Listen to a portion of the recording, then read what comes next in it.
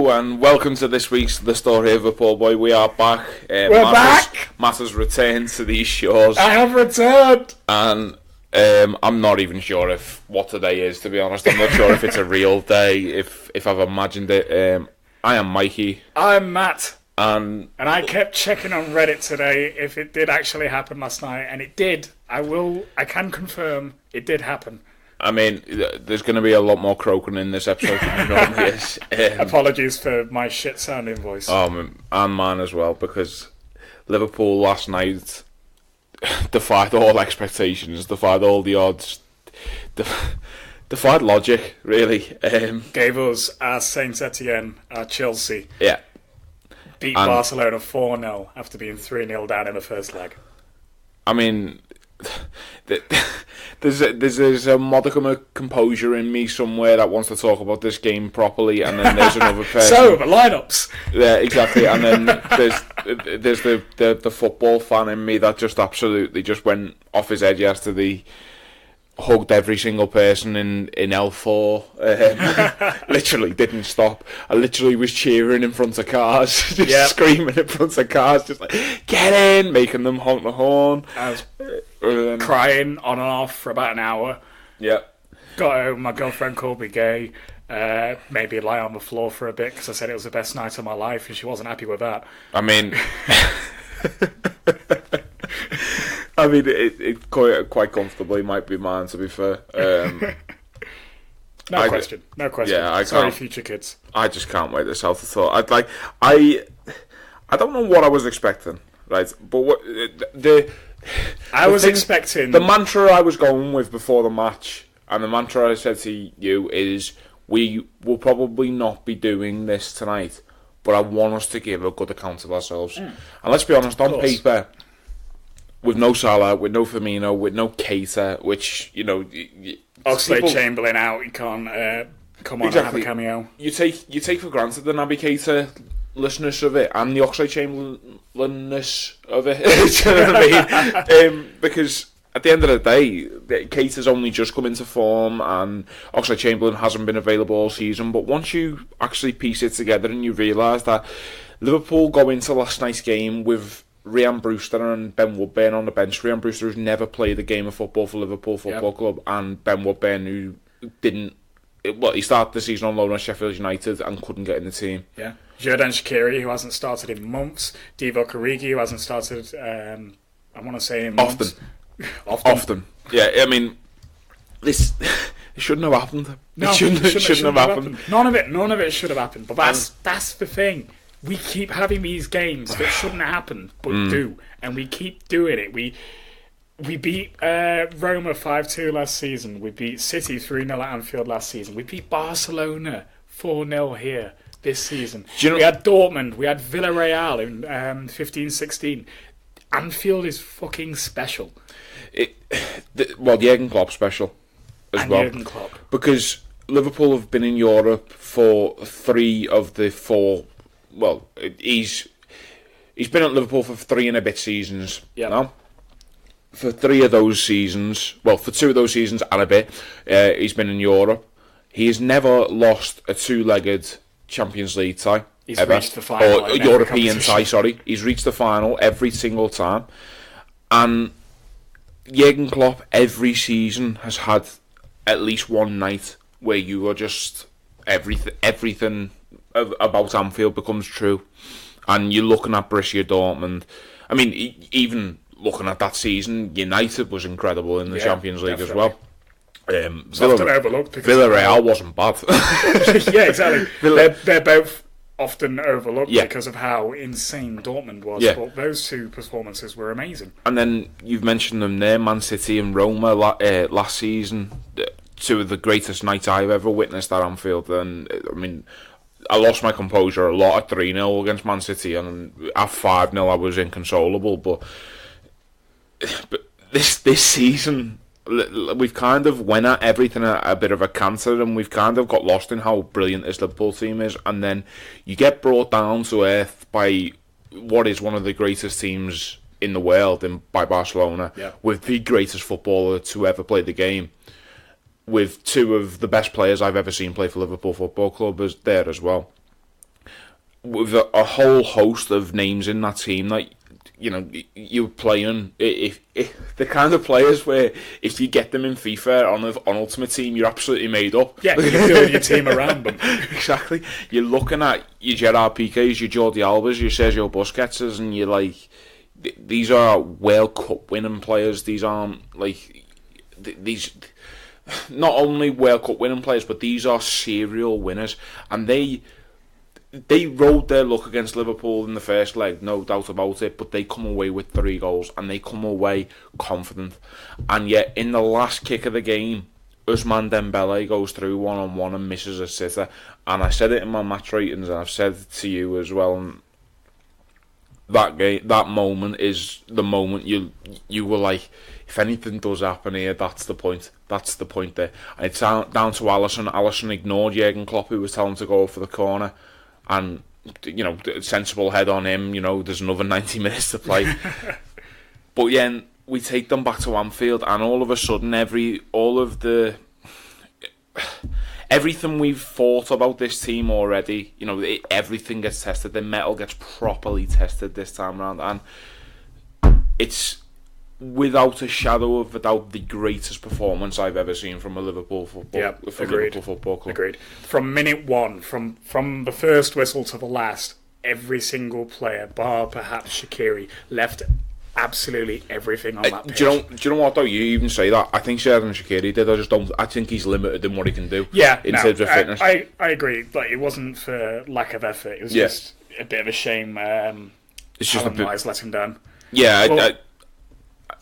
Yeah, but that team performance, it was absolutely insane.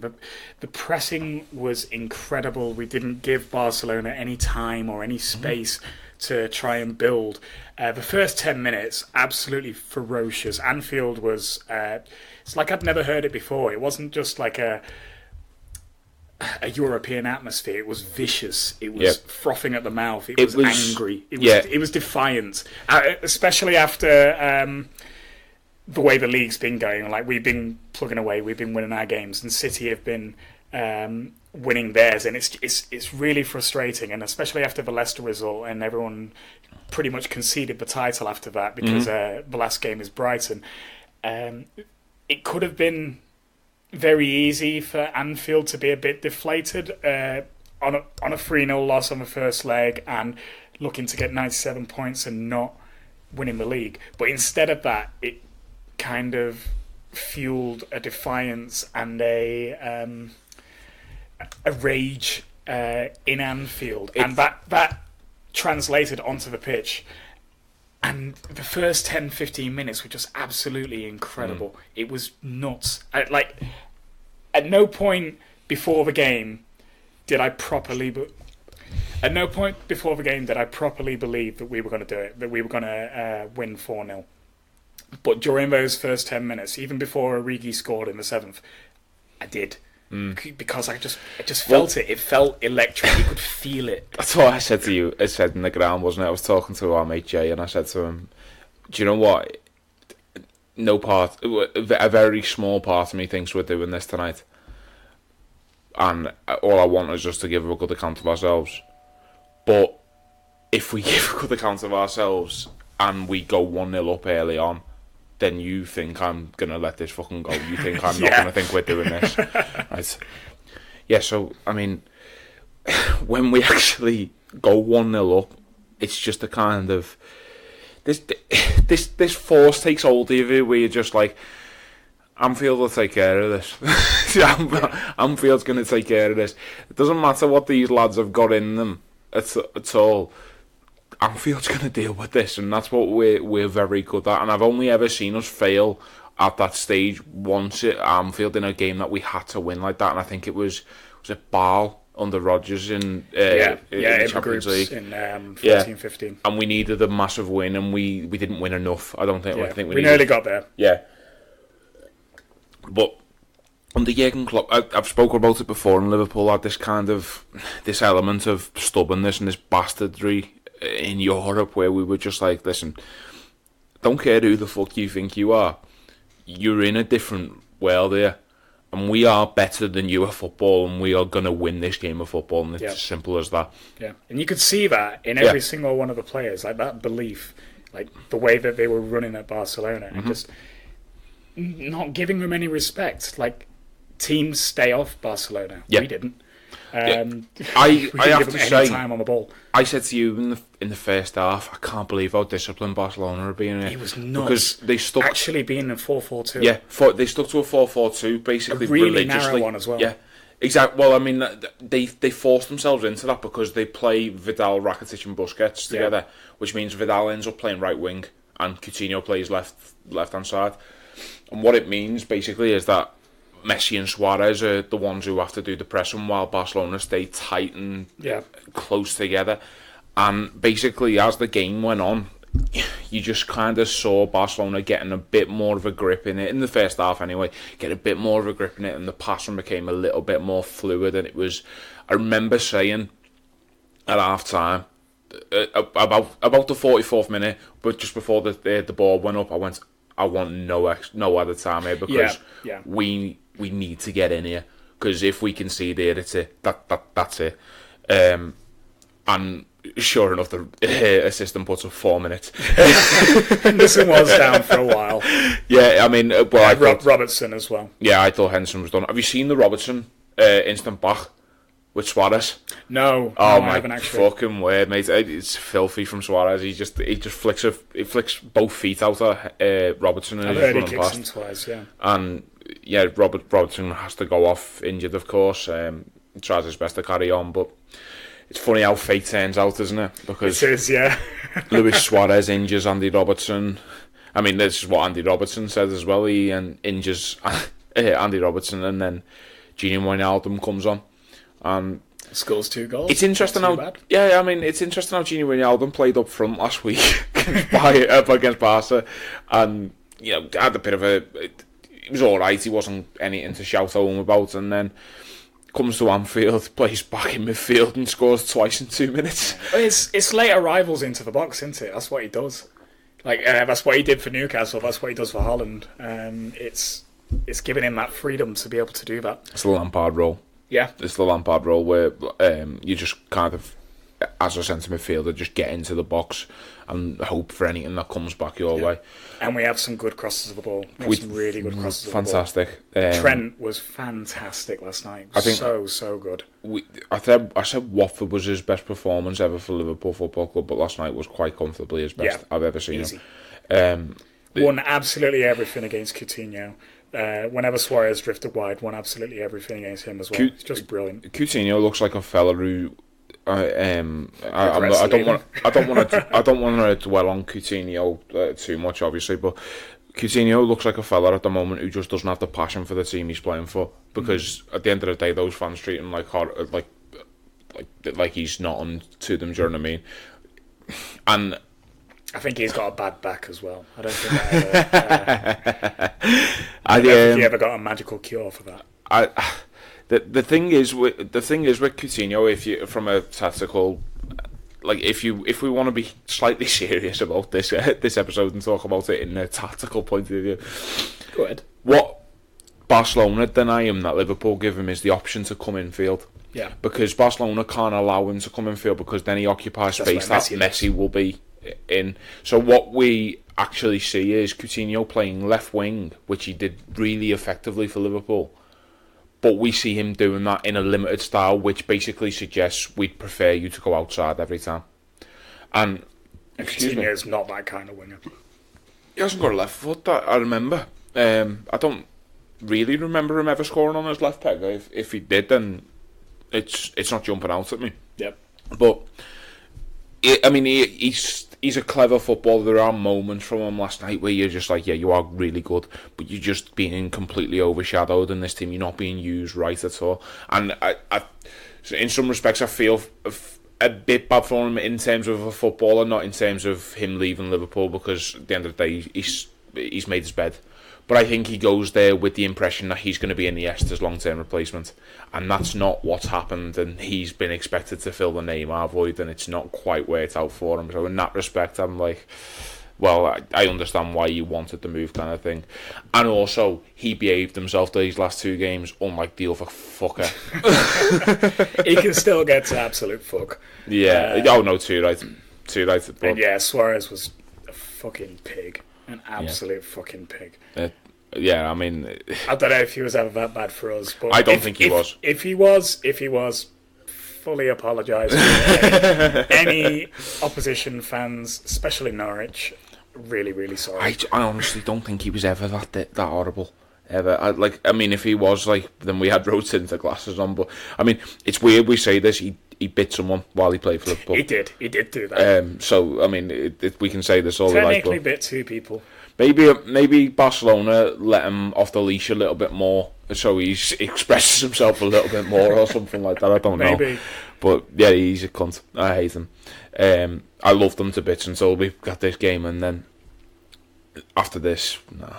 It's just the thing is about tonight as well is that I always harp on about the one game that I always bring it back to under Brendan Rodgers that kind of defined his era is that the Real Madrid at Anfield when we get beat 3-0, and it's a massive game in Liverpool in Brendan Rodgers' career because it's basically the night where you kind of realise Liverpool aren't actually back to what we wanted to be at. We are visiting that stage and we don't feel like we belong at that stage because Anfield is just full of people who are there to just, look at Ronaldo. Exactly, admire Cristiano Ronaldo, admire rolled out Sergio red Ramos for the entire Real Madrid team. Take the pictures of absolutely starstruck. Exactly, and everyone's desperate to get Ronaldo's shirt. Yeah, exactly. That is exactly it. And Liverpool, the players weren't great in that game in particular, but the fans were awful as well. Yeah. And it was one of the weirdest atmospheres I've ever seen because nobody just felt up for it. It was like we'd all turned up to watch Liverpool get beat by Real Madrid. Whereas this time round, Liverpool are like, all right, so you've got Lionel Messi, and what? We've got Virgil van Dijk. It's Ronaldo. Exactly. It's the scene in the first Avengers film where Loki goes, "We have an army." Well, we have a Hulk. Do you know what I mean? We have a ball boy who will run past the greatest player who's ever drawn breath and flipping bevies. Fantastic. I mean, there are so many words I want to say about this, but I don't feel like I'm going to ever do any kind of justice from last night because. Why are we even attempting to do a podcast on this?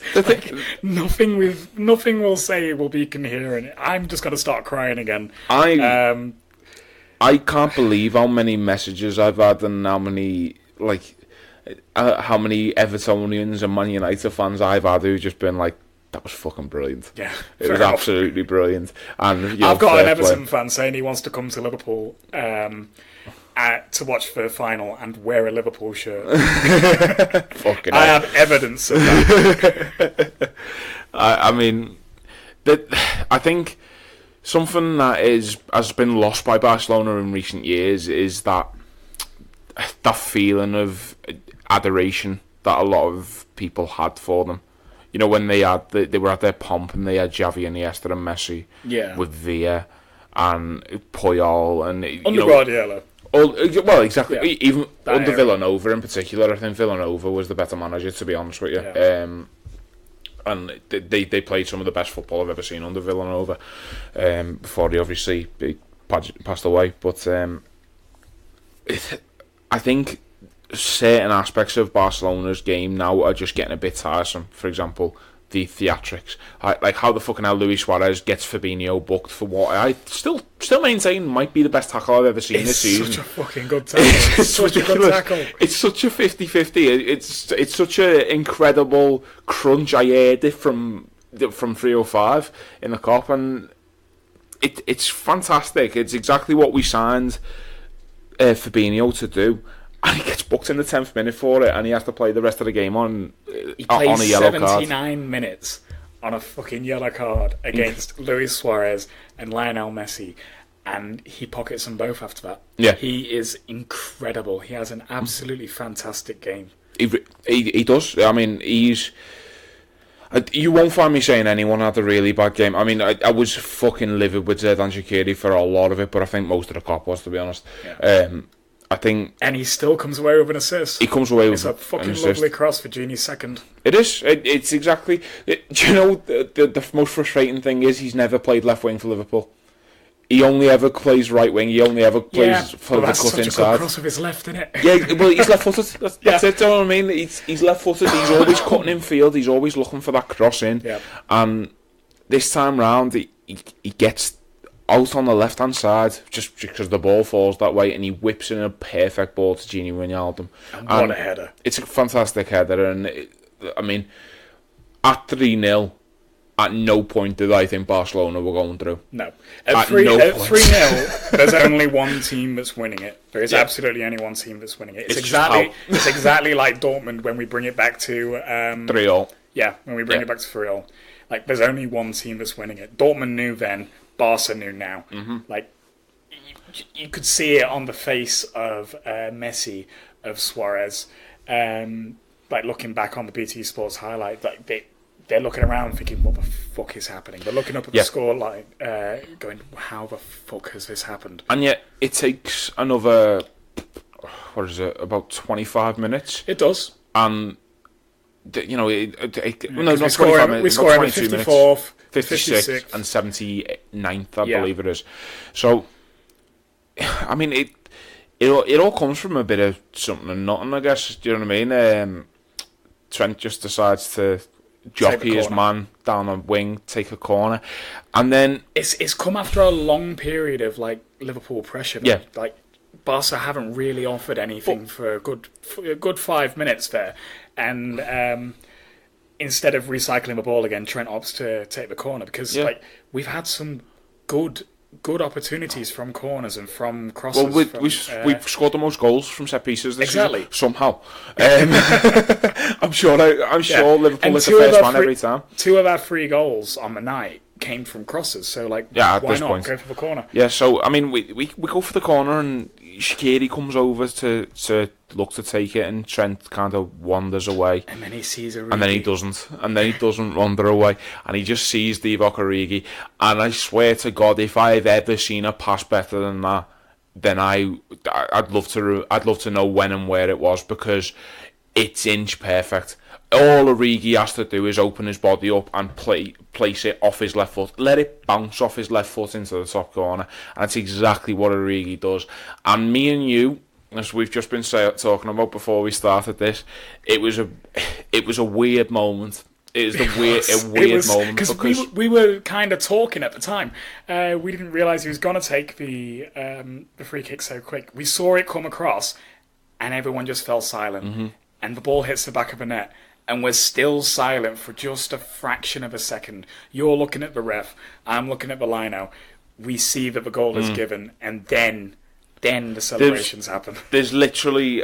it is, as Matt's just described it, then it's literally... There's a split second where everything just kind of stopped. And all I did literally was just look at the referee and just wait for him to point. And the second he points back at the halfway line, that was it then. And it was real, and everything that we'd fucking hoped for and everything that was in our wildest dreams just came into fruition. And I mean, I still can't believe I'm sat here now, and it was about 22 hours ago now that Liverpool actually, it was confirmed, and I still haven't shed a single tear over it, and I can't work out how that happened, because I cried when Origi scored against Newcastle on the weekend. So I can't decide if I'm cried out or not, because I think maybe between me seeing Origi score on the weekend and then me going to see Endgame again on Monday and crying my eyes out at that again, maybe some part of me has just gone, right, okay, let's be a grown up and let's be a bit mature about this. Let's let Matt cry instead. And let's let Matt cry instead, because you melted. I have never celebrated a goal like that before in my life. Roma 5-0. That got you. You were in bits. Oh yeah, too. Even Dortmund, I did cry. You cried. We all cried. I could barely breathe because I inhaled a flare. Dortmund was heavy. But But this, I just collapsed. It had taken everything out of me. After about the first 15 minutes, I was shattered. I was ready for full time. I was done. Never mind the players having 3 weeks off in between the end of the season and the Champions League final. They might need it. I fucking need it. I really fucking need it. And then when Origi scores his second, fourth of the night, I just collapse. I fall into my chair and I just burst into tears. I can't actually believe it. And I'm inconsolable. You pick me up and you hug me in and you shout to the guys behind us. You shout to Kieran and Jay and Worrell and fucking Sam. Kieran's dad and Sam. And you just go, he's gone. He's gone. He is gone.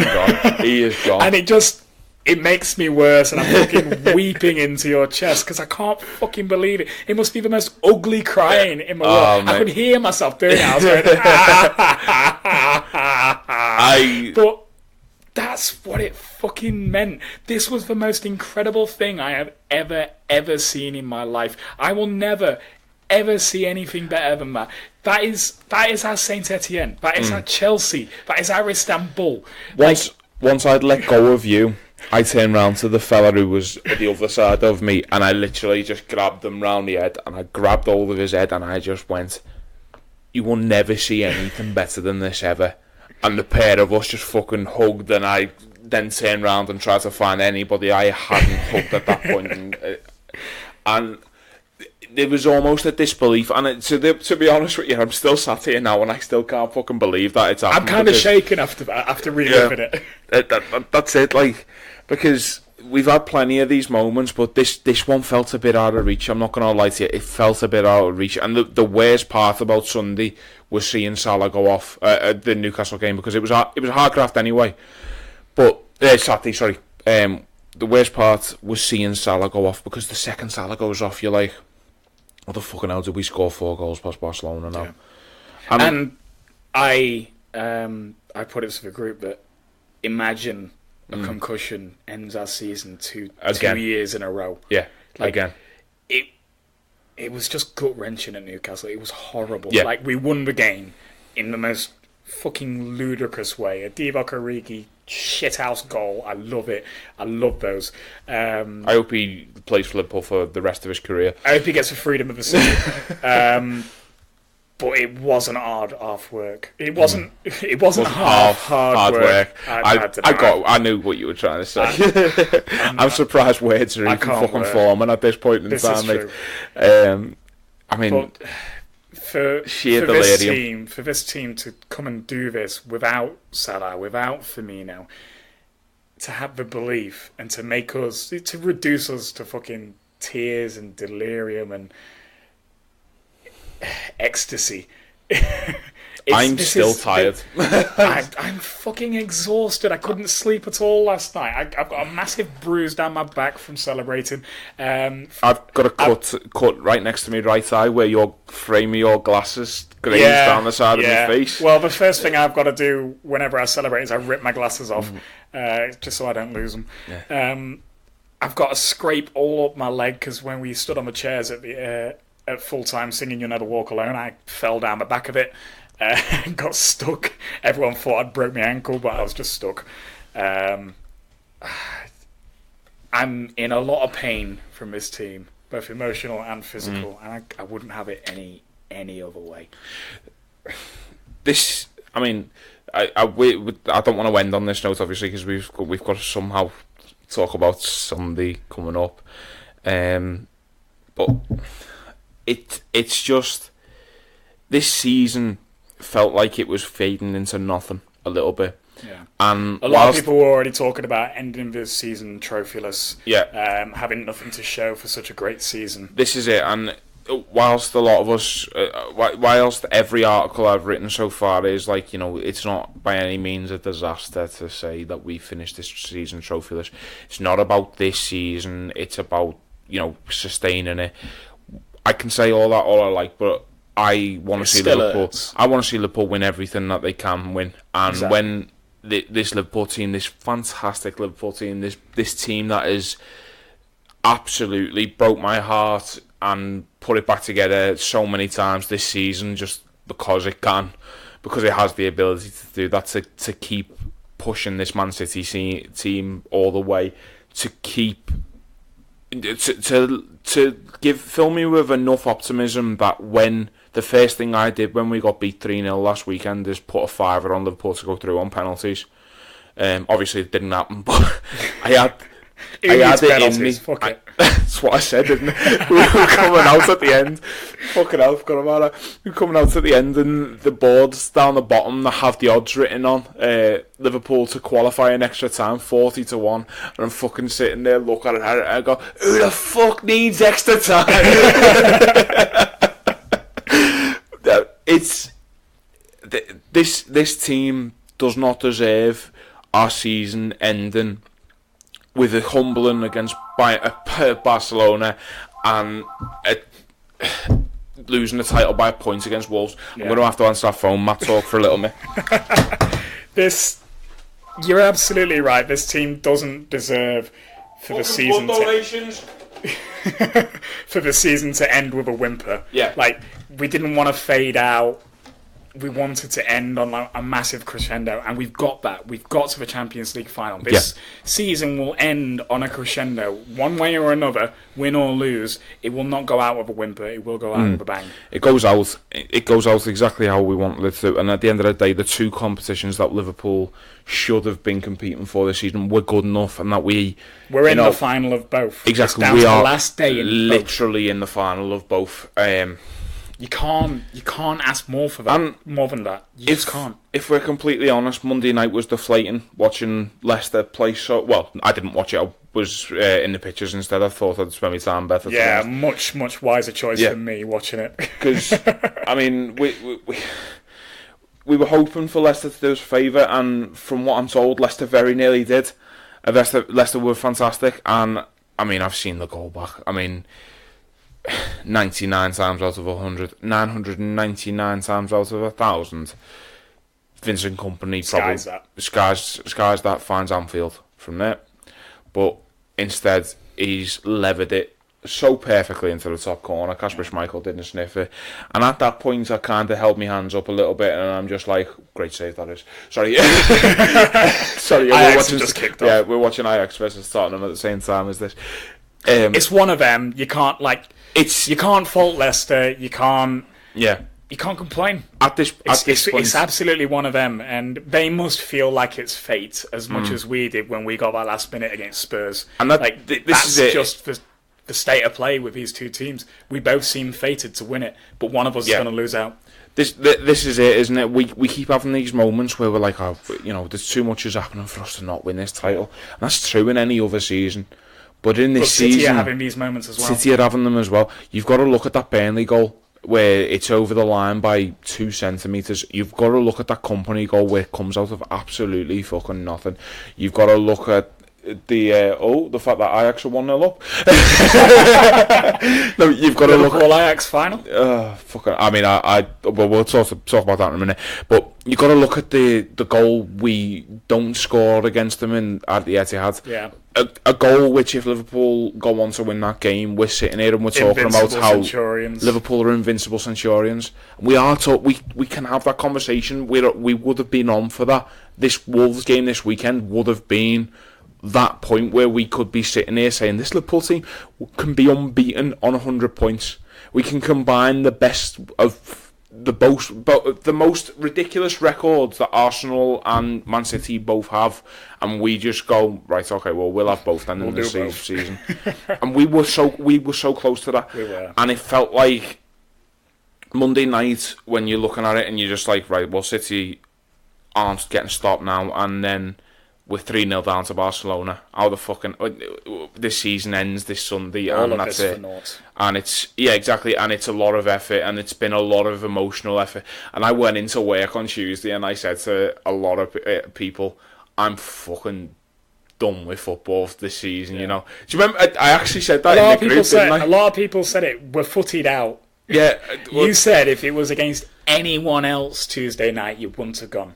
Yeah, I stand by that, to be honest, because I am just fucking, I'm emotionally just fucking drained of it, to be honest. I mean, I'd love to find the quote that I put in there of what's it called yesterday morning.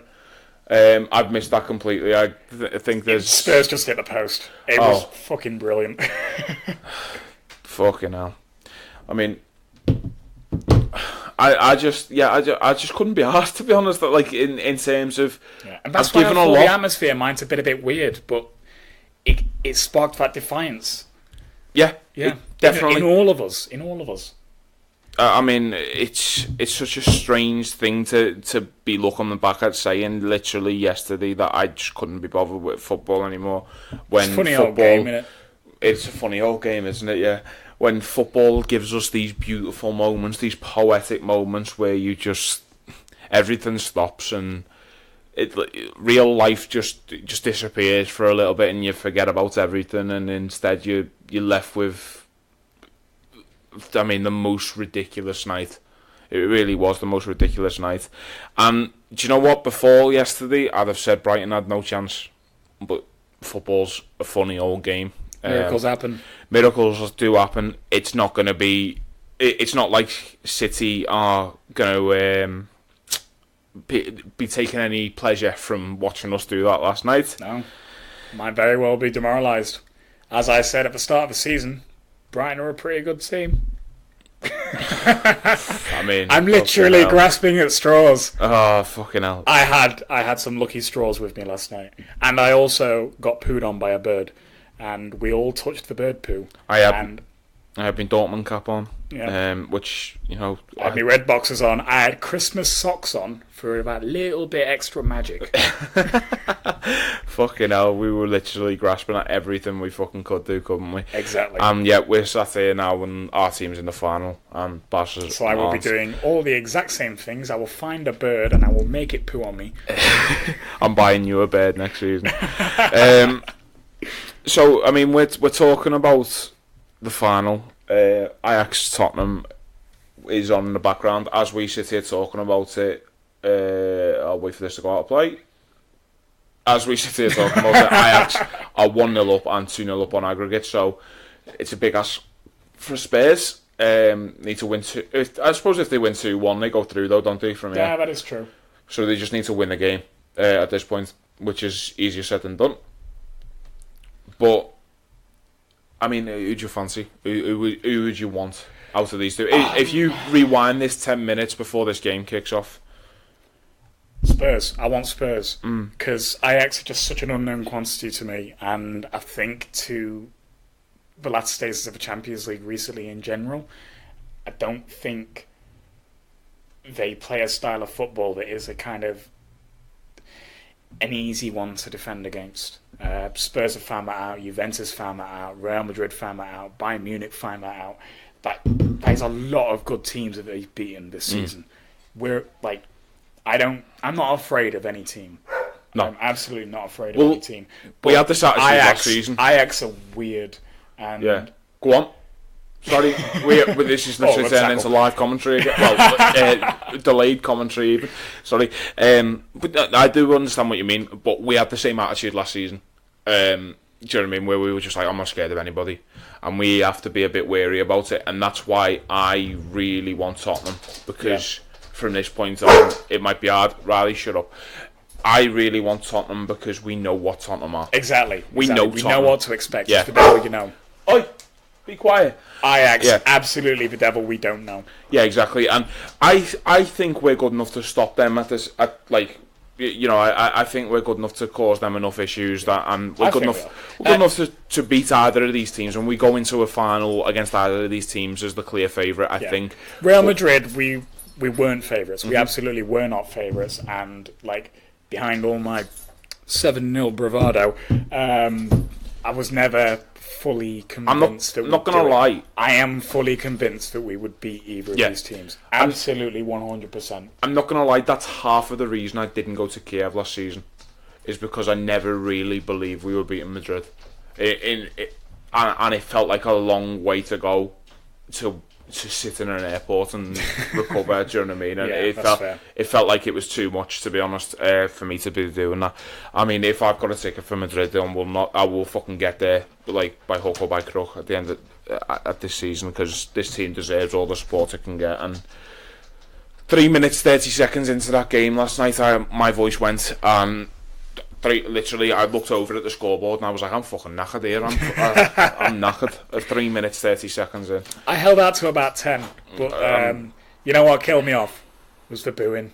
I can't do it. Yeah, you were impressive. It was like being in the upper Gladys. I was going to say, like, how do Everton fans do it? It so literally impressive. hurts my back to boo. I mean, if we take that conversation back to what we were talking about just then, at 22 minutes past 8 yesterday morning, I messaged yourself, Kieran and Jay, and Adam. I suppose he's not here anymore, but he's in China. He's not. Yeah, he's in China. He's not dead. Yeah, I messaged everyone saying, is anyone else just fucking done with footy right now? I got a reply back from from Matt saying, yep. I got a reply back from Jay saying, massively done. And I got a reply back from Kieran saying, honestly, mate, just start watching cricket. I said, swear to God, if we were playing anyone else tonight, I reckon I'd be swerving it. Not even because I don't think we'll win. I'm just so fucked off with this season.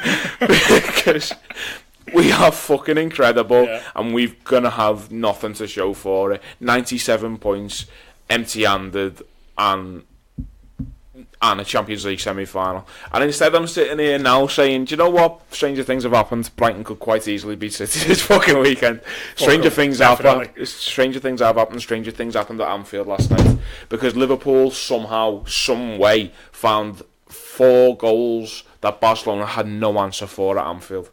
And the best player ever, part of me is really sad that I watched him get so well managed that he didn't have a chance to show me he's the best player ever. At the same time, it's a one off the bucket list now. I've seen him. I've had a good season in that regard, haven't we? We've seen Neymar, Mbappe, Lewandowski, Neuer. Yeah, and you know who's still there? Liverpool. That's been fantastic this week. I guess what we're ending this on is come on Tottenham, because I'm not holding out much hope. Yeah, I'm not holding out much hope either, to be fair. Do you know what? It'd just be fucking classic of Harry Kane to just find fitness for that game and score against us as well. So I'll take anyone. I'm not asked at this point. I mean, you know, if you were expecting anything other than what you've got there, then I'm incoherent rambling. Yeah, then I'm really sorry for you, but you're in the wrong place. Yeah, you're also an idiot. Yeah, I mean, it could have been worse. We could have tried to record this last night. Oh my god. Well, yeah. Believe it or not, my voice is a lot better than it was last night. Oh, fucking hell, same. Absolute same. Strepsils at work. So, yep, that's been the story of a poor boy for this week. If you could follow us on Twitter and like us on Facebook.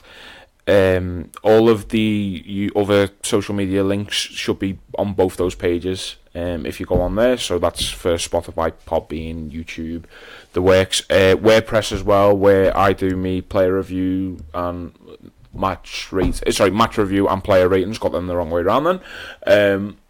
Every week, which somehow vary between being really, really serious one week and then really, really not serious the week after. Don't really know how I'll manage that every week, but I mean, I'm particularly happy with last night's, to be fair. Spoiler alert, everyone got 10s. Yeah, last night everyone got a 10. And do you know what? If we win the league on Sunday, everyone's getting a fucking 15.